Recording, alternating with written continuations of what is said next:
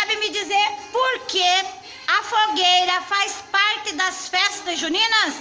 Não? Então eu vou contar para vocês. Há muitos e muito tempo atrás, tinha duas primas. Uma se chamava Maria e a outra se chamava Isabel.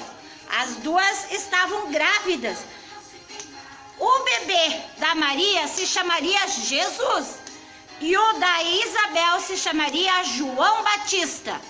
Como as duas eram muito amigas, mas muito amigas, e a Isabel morava num morro bem alto, lá em cima, Maria não conseguiria ir visitar ela, porque era muito longe, ela grávida, barriga pesada, e as duas combinaram.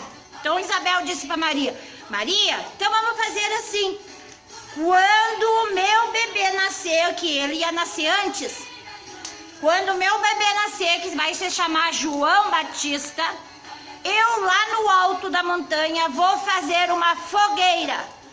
Aí você vai ver, daqui de baixo você vai ver a fogueira e vai saber que o João Batista nasceu, que é o filho da Isabel.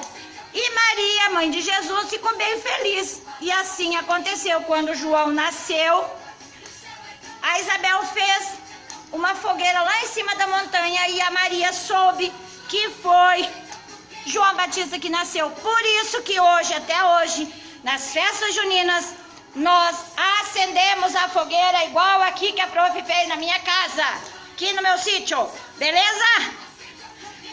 Vamos lá, dançando a fogueira, criança! Vamos lá? Beijo, criança! Amo vocês!